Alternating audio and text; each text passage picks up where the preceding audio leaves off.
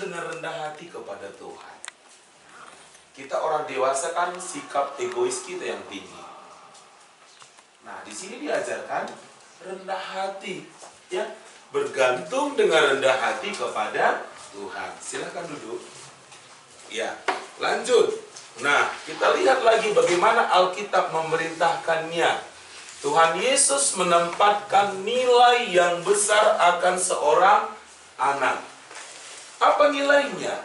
Nilainya bahwa ayat 5. Coba kita baca ayat 5. Baca sama-sama ya. 2, 3, ya. Dan barang siapa menyambut seorang anak seperti ini dalam namaku, ia menyambut aku.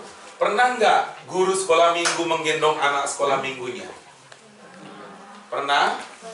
Kira-kira kalau baca ayat firman Tuhan ini, ketika engkau menyambut anak itu, Yesus katakan engkau sedang menyambut aku.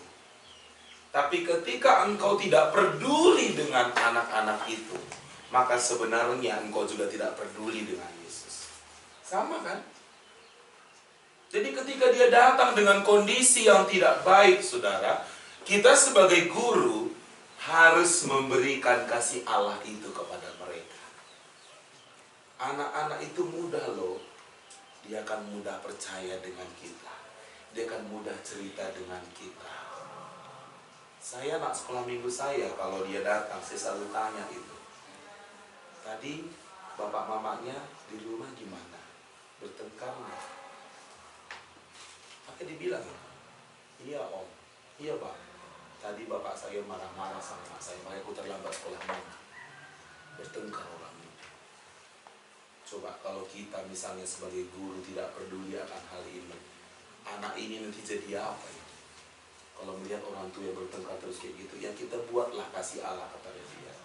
Walaupun orang tuamu sering bertengkar, tapi kamu sebagai anak Tuhan Yesus, kamu perlu berdoa untuk orang tua. Kita berikan kasih Allah kepada dia, supaya dia jangan dendam kepada orang tuanya. Ya. Jadi Tuhan Yesus menempatkan nilai yang besar akan seorang anak. Ya. Oke, selanjutnya, Kristus memberikan peringatan kedua tentang menganggap remeh anak-anak. Nah, sekarang yang tidak peduli. Kalau nggak peduli, Alkitab bilang, coba baca ayat 6. 2, 3, ya. Tetapi siapa menyesatkan salah satu dari anak-anak kecil ini, yang percaya kepadaku, lebih baik baginya diikatkan pada lehernya, lalu ia ditenggelamkan ke dalam laut. Pernah nggak kita menyesatkan anak-anak di sekolah minggu kita? Seperti ini, coba. Menyesatkan apa enggak gitu ya? Hei, semua diam. Yang suka ribut itu anaknya iblis. Yang duduk baik, tertib, itu anak Tuhan. Saya tanya, benar nggak yang kita bilang? Benar nggak yang kita bilang? Emangnya yang menjadikan dia anak Tuhan atau anak setan, kita rupanya membuat itu. Yang membuat dia jadi anak Tuhan atau tidak, kan itu kan Tuhan yang menjadikan dia menjadi anaknya, bukan kita kan. Jangan kita semudah itu bilang kan, kalau yang nakal anak setan. Ada bapaknya di luar, nunggu anaknya. Anak setan anakku, udah sowit pak. Berarti aku bapaknya siapa ini? Bapaknya si setan, gitu. Artinya jangan mudah kita memutarbalikkan anak-anak itu dari anak Tuhan ke anak setan, dari anak setan ke anak Tuhan. Emangnya boleh pingpong? Nggak bisa, saudaraku ya. Mengubahkan status orang percaya nggak segampang itu, ya, nggak segampang itu. Jadi siapa yang menyesatkan anak-anak ini, lihat hukuman yang diberikan oleh Yesus. Ikatkan batu kilangan di lehernya, lalu dia dibuang, ditenggelamkan ke dalam laut. Kira-kira apa maksud dan tujuannya? Maksudnya adalah siapa yang menyesatkan anak-anak, hukumannya sangat menyedihkan. Kalau kita mati, masih ada salib di atas kuburan kita. Kalau di laut ada salibnya. Dan nggak tahu orang di mana dia mati kan, karena dalam laut. Kalau kita masih ada tertinggalnya gitu, masih ada kuburan. Kalau di tengah laut nggak ada. Artinya sampai habiskanlah dia, hapuskanlah namanya itu. Jadi janganlah menyesatkan anak-anak. Amin. Jangan lagi menyesatkan anak-anak. Katakanlah kebenaran-kebenaran Tuhan dalam Alkitab ini kepada mereka. Ya. Baik. Nah, selanjutnya Alkitab memberitakan kita, Kristus mengajarkan betapa pentingnya seorang anak, ya. Di ayat 12 sampai ke 14 itu. Sampai dikatakan tadi, kalau kita perhatikan di ayat 14 itu, demikian juga Bapamu yang di sorga tidak menghendaki supaya seorang pun dari anak-anak ini hilang. Jadi Tuhan Yesus nggak mau ada yang hilang. Tuhan Yesus ingin semua hidup kekal, ya, mendapatkan keselamatan, ya. Oke. Nah, anak-anak itu bisa dibawa serangan. Pertama dari keluarga. Kadangkala mau sekolah minggu, orang tua nggak siap.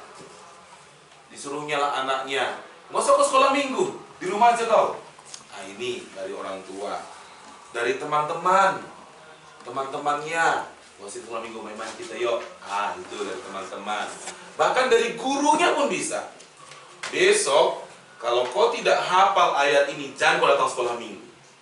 Itu dari guru. Ini merupakan tekanan-tekanan yang membuat anak-anak tidak bisa mengerti akan firman Tuhan. Nah, anak dapat dilahirkan kembali. Dilahirkan kembali apa maksudnya? Dilahirkan kembali maksudnya bahwa anak-anak itu mau menerima Tuhan Yesus dalam hidupnya. Saya katakan tadi, Tuhan Yesus ada di mana sekarang? Ketika kita percaya dan mau menerima Yesus dalam hati, maka dia ada dalam hati kita. Tapi kalau kita hanya mendengar-dengar dan nggak mau terima, dia nggak ada dalam hati kita. Tapi ketika kita mau percaya, kita menerima Yesus dalam hati kita, maka dia akan masuk dalam hati kita. Sama seperti anak-anak juga begitu. Dia juga mau menerima juru selamat. Hatinya siap dan dia sangat terbuka. Kalau dia tadi baru mencuri, dari dia berdosa, berbohong, jangan kasih tahu sama kita. Ya? Oke. Secara alami bahwa anak-anak itu rendah hati, mudah diajar dan percaya. Coba Anda kalau salah ayat memberikan kepada anak-anak. Bapaknya mungkin sintua di gereja, dia bilang, "Nak, itu ayatnya salah loh, Nak." Apa dibilangnya? Enggak. Guru sekolah minggu ku bilang, ini ayatnya. Buka Alkitabmu, enggak itu ayatnya. Terserah Bapak lah, pokoknya guru sekolah minggu bilang itu ayatnya. Ayo, bertengkar. Makanya guru sekolah minggu harus menyampaikan yang benar. Jangan asal jadi. Ya, dipersiapkan dengan baik dan benar. Karena dia mudah diajar dan percaya. Jadi saya dulu pernah jadi guru TK waktu kuliah di sekolah teologi ya. Siangnya saya ngajar TK. Anak-anak itu saya sering bilang begini, tahu nggak ini buah apa? Saya pegang buah tomat, saya bilang bukan ini bukan tomat. Ini buah, saya bilang. Ini bukan tomat, ini buah. Buah yang bisa aku makan. Namanya adalah terong, saya bilang. Pulang di rumah, dibilangnya sama Pak, itu bukan buah tomat, itu terong. Terong bulat. Kok terong bulat? Saya bilang, guruku. Salah itu nakku, bukan itu maksudnya gitu kan. Terus bilangnya, enggak, itu bukan buah tomat, itu buah terong. Ayo. Lama kali sampai dijumpai orang tuanya. Padahal aku main-main ya sebenarnya. Tapi anak-anak itu jadi salah. Itulah kita guru ya. Kalau guru sekolah minggu, perannya itu sangat-sangat besar, penting. Dan anak kecil ini ingatannya akan hal ini lama, sulit untuk menghapuskannya. Saya tanya dulu, seperti ibu inilah, Inang ini. Seminggu yang lalu, Inang tahu nggak apa yang Inang lakukan? Enggak lagi kan Inang? Tapi saya tanya lu Inang ini, waktu Inang dulu, kalau mar Natal, usia 8 tahun, waktu Natal dulu, Inang ingat langsung apa? Ketika di usia 10 tahun dulu, waktu anak-anak sekolah minggu dulu. Inang ingat apa biasanya kalau udah Natal? Baju baru tuh. Hitung umur Inang ini sampai hari ini. Berapa umurnya? Berapa umur Inang? 55. 55 tahun. Kita buat 45 tahun yang lalu, dia masih ingat kalau aku nanti Natal aku dapat baju baru. Sekarang aku tanya, seminggu yang lalu ngapain Inang? Nggak tahu aku. Itu loh anak-anak. Jadi kalau kita ajar dengan benar di sekolah minggu, itu akan diingatnya sampai dia akan mati. Sampai dia akan mati. Diingatnya terus itu. Jadi kalau kita bilang, keselamatan itu hanya ada di dalam Kristus, itu diingatnya terus. Mencuri, berbohong, cakap kotor itu adalah dosa, maka dia akan diingat terus itu. Kira-kira mudah nggak kita membina nanti ke depan begini? Mudah. Sangat mudah. Karena dia sudah terbiasa dengan hidup dalam kebenaran Tuhan. Ya? Oke. Nah, mudah dipengaruhi. Ya itu tadi. Saya bilang ini bukan buah tomat, ini buah terong, dia percaya. Mudah dipengaruhi. Jadi hati-hati ya. Nggak tahu di tempat ini ada nggak pengajaran saksi Jehovah itu? Anak-anak kita, dia kan suka berkeliaran. Mormon itu pun begitu. Dia suka bersepeda ria, bawa makanan, ngobrol dengan anak kecil ya. Lalu dia kan bilang, dia kan tunjukkan gambar bahwa keselamatan itu bukan hanya ada pada Allah, tapi bisa juga yang lain. Ada pohon, ada gunung. Kalau kau bersemedi, kau akan dapatkan, kau dapat berjumpa dengan Tuhan. Hati-hati.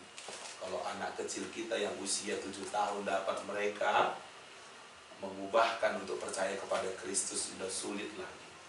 Hati-hati, makanya sebelum dia keluar dari gereja kita, anak-anak ini mantapkan dulu. Yesuslah satu-satunya sebagai Tuhan dan Juru Selamat dalam hidup kita. Ya, oke, karena mudah dipengaruhi. Ya, Charles, kita baca 2-3. Ya, seorang anak usia 5 tahun, Jika diajar dengan benar, dapat sungguh-sungguh percaya dan mengalami kelahiran baru sama seperti seorang dewasa. Anak 5 tahun, kalau dia belajar dengan benar firman Tuhan, maka dia dapat percaya dan mengalami kelahiran baru. Kelahiran baru adalah orang yang mau menerima Kristus di dalam hatinya. Maka dia sudah mendapatkan kelahiran baru. Nah, sama seperti seorang dewasa, seperti kita. Nah, kalau Anda belum menerima Yesus, ya, Anda perlu menerima Yesus supaya mengalami kelahiran baru, ya. Oke. Kita lanjutkan lagi 2-3. Ya. Saya yakin bahwa petobat baru dari antara anak-anak terbaik yang kami miliki. Saya menilai mereka itu lebih sungguh-sungguh, dari kelompok lain lebih stabil. dan dalam jangka panjang lebih kokoh. Iya, maksudnya begini, ini tergantung kepada usia. Seperti adik-adik ini yang sudah sekarang mau menjadi guru sekolah minggu. Kalau dibandingkan dengan saya yang udah usia 23 tahun baru jadi guru sekolah minggu, pasti lebih banyak mereka. Waktunya lebih banyak, mereka lebih punya pengalaman lebih banyak, lebih kokoh, lebih kuat daripada saya. Inang udah berapa lama? Dari tahun 86. Nah, Inang ini pasti kokoh. Coba dulu kalau baru sekarang Inang mulai masuk kan. Nah, artinya bahwa petobat-petobat baru, artinya begini, anak-anak kecil itu kalau dia sudah bertobat, dia sudah terima Yesus, maka dia akan lebih sungguh-sungguh dari kelompok yang lain. Ada loh orang tua yang saya layani, ya katakan begini, kalau tahu aku dulu Pak Pendeta, hidup baru itu terima Yesus, udah aku lakukan dari dulu. Nggak dilakukannya, selama ini dia hidup agama pemenak kalau bahasa Karonya ya. Bahasa Bataknya apa ya? Mulai jadi bolon apa ya? Mulai jadi nabula. Ah, itu dia. Nggak percaya Kristus dia.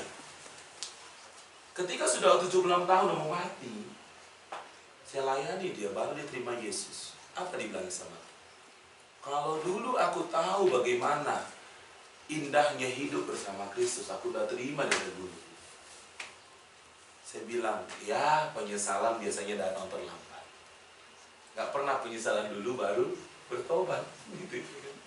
Penyesalan itu selalu belakangan. Aduh, udah terjadi, aduh. Sama kayak kita ya, kalau ini udah enak lah, dari sekolah ini udah lama gitu. Saya saja berpikirnya, kenapa lah nggak dari dulu aku ngajar sekolah minggu, dari aku SMP. Kenapa udah tamat kuliah baru ngajar sekolah minggu gitu. Pasti berbeda, sangat berbeda. Jadi kalau masih muda, belajar banyak untuk mengajar sekolah minggu. Ya, pegang ini. Ketika kamu menceritakan Yesus kepada anak-anak ini, lihat mereka akan memiliki ya lebih sungguh-sungguh dari kelompok yang lain, lebih stabil dan jangka panjang dan lebih kokoh. Kalau seorang yang baru menikah terus dia terima Yesus saat itu, kira-kira bagaimana dengan saudara-saudaranya? Mungkinkah masih bisa dilakukannya pelayanan kepada mereka? Enggak lagi. Karena kenapa? Mereka sudah besar. Mereka sudah pergi, merantau entah kemana. Coba dari kecil diajar firman Tuhan. Ini kesempatan. Itu maksudnya ya. Nah, anak dapat direkrut kembali seperti yang tadi ya. Anak-anak lebih lama waktunya untuk melayani Tuhan. Banyak pengkhotbah dan penginjil diselamatkan pada usia anak-anak. Banyak tokoh Kristen diselamatkan pada usia anak-anak. Ya, Billy Graham, usia 7 tahun dia bertobat. Dia percaya Yesus, dia menyerahkan hidupnya kepada Tuhan, dia belajar, maka dia menjadi pengkhotbah yang luar biasa. 7 tahun. Usia 7 tahun. Nah, kita baca Stephen ini 2-3 ya. Saya percaya tentang penginjilan anak karena ada 3 alasan. Pertama, sebab saya lahir baru pada usia, Stephen ini lahir baru usia 7 tahun. Anak saya yang paling besar Samuel, usia 4 tahun lahir baru. Dia mengatakan kepada saya percaya Yesus Pak. Kenapa kamu percaya Yesus? Untuk apa? Karena Yesus mati untuk menebus dosa saya. Bisa dengan darah Bapak? Enggak. Darah siapa yang bisa? Darah Yesus Kristus. Lahir baru. Ya. Kedua, ayo, 1, 2, 3 ya. Sebab sejarah penginjilan secara umum menunjukkan bahwa jumlah terbesar orang-orang bertobat adalah sebelum berusia 20 tahun. Ketiga, karena kita menjelaskan bahwa masa muda adalah waktu untuk kembali kepada Allah. Iya, usia di bawah 20 tahun ini usia yang sangat baik disampaikan firman Tuhan. Berarti ada usia 14 tahun, usia 10 tahun, usia 11 tahun, mungkin remaja dan sekolah minggu. Itu maksudnya di sini. Sangat baik. Kalau lebih dari sini, ajarkan firman Tuhan. Akan dibilangnya, aku udah tahu banyak aku. Ngapain kau cari aku? Paradigmanya sudah sangat membantu. Gak mau lagi terima yang baru. Tapi kalau di bawah usia 20 tahun, dia akan mau lagi belajar. Dan mudah untuk diajar tadi ya. Kalau sudah tua, susah diajar. Maunya kita Gus Flamingo, mau tua, mau muda, tetap belajar untuk mengajar anak-anak kita. Amin. Iya. Selanjutnya, nah ingat, Roh Kuduslah yang menyadarkan anak. Jadi kalau dia terima Yesus atau tidak, ketika kau sudah sampaikan firman Tuhan, yang membuat dia percaya Kristus adalah Tuhan sendiri, Roh Kudus sendiri. Dia akan menyadari, aku orang berdosa. Kalau aku berdosa, maka aku akan masuk apa? Masuk neraka. Sebab upah dosa adalah maut. Jadi bagaimana aku ini supaya aku keluar dari dosa ini? Ini dia. Karena begitu besar kasih Allah akan dunia ini, sehingga Dia anak yang tunggal, supaya setiap orang yang percaya kepadanya tidak binasa, melainkan Kristus sebagai juru selamat di dalam hidupnya. Nah, anak-anak tergantung kepada kita untuk menunjukkan jalan kepada mereka. Nah, jadi apa yang bisa kita ambil dari sini? Bahwa Allah memperingatkan jika anak-anak tidak diajar, maka generasi yang akan datang berhenti melakukan firman-Nya. Contohnya di luar negeri, di Eropa, itu gereja banyak yang kosong, usia begini nggak ada. Di atas usia inang ini banyak di gereja. Karena kenapa? Mereka nggak mau lagi diajarkan anak-anaknya. Firman Tuhannya nggak diajar lagi. Yang tua-tua semua di situ, tinggal satu generasi. Bentar lagi mati tuh, habislah, kosonglah gereja itu. Makanya gereja itu berubah jadi klub, jadi mall, berubah fungsinya, diganti bangunan. Kira-kira nih, kalau kita nggak ajar firman Tuhan, kemana anak-anak kita nanti semua? Sangat penting untuk mengajarkan firman Tuhan kepada anak-anak kita. Karena mereka akan menjadi generasi kita ke depan. Yang duduk dalam gereja itu nanti anak-anak kita ke depan. Ya, anak-anak kita ke depan. Ya. Oke. Jika Anda memenangkan seorang anak bagi Kristus, Anda menyelamatkan seluruh kehidupannya. Bayangkan, dia terima Yesus, dia tahu apa itu dosa, maka hidupnya akan diselamatkan seluruhnya. Sampai dia akan mencari jodoh pun, dia akan cari jodoh yang takut akan Tuhan. Betul? Betul. Banyak sekarang ya. Saya bukan mau menghakimi, tapi pedagang-pedagang asongan itu datang ke kampung-kampung cari jodoh itu. Siapa wanita-wanita Batak ini yang bisa dipengaruhi dengan kegantengan si Jamaluddin, maka dia akan dibuat menjadi mualaf. Banyak loh, si borong-borong saya banyak tahu. Saya punya saudara di situ kan. Waktu kami pelayanan dengan Pak Mangapul Sagala ke situ, wow, masjid yang besar. Saya tanya, siapa beribadah di situ? Pedagang-pedagang sate keliling, rujak keliling. Siapa istrinya? Tuh Saragi, Buru Simbolon. Dari mana datangnya? Orang kita di sini.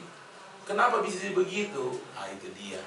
Tidak diajar dengan benar kebenaran Tuhan, sehingga ditinggalkan Tuhan hanya karena itu. Makanya waktu kecil dia belajar firman Tuhan, sudah besar untuk mendapatkan pasangan hidup dengan berpikir baik-baik. Kalau saya meninggalkan Tuhan, apa yang terjadi dalam hidupku? Yang begitu ya. Hati-hati kecolongan kita sekarang. Kecolongan. Di daerah kita sendiri loh. Tanah Karo pun begitu. Ke kampung saya pun sampai itu yang jual rujak itu. Bingung juga aku. Rujaknya dari Kabenjai sampai di kampung saya yang jauh.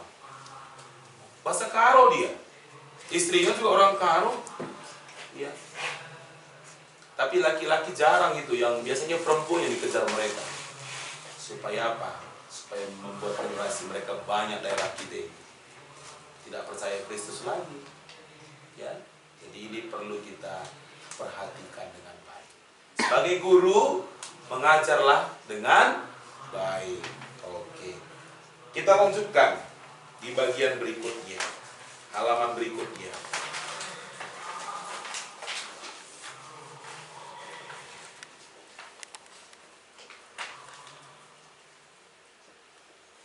Sekarang bagaimana cara kita untuk menginjili anak-anak?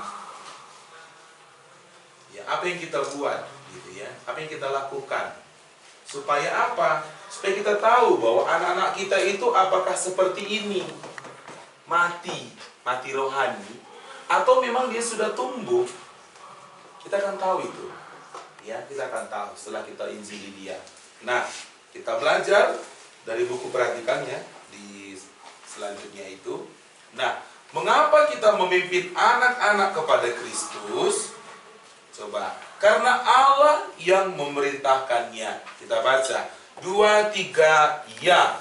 Karena itu, pergilah, jadikanlah semua bangsa muridku, dan baptislah mereka dalam nama Bapa dan Anak dan Roh Kudus. Dikatakan, karena itu pergilah, jadikanlah semua bangsa muridku. Kalau jadikan semua bangsa muridku, berarti kita perlu memberitakan Injil kepada mereka.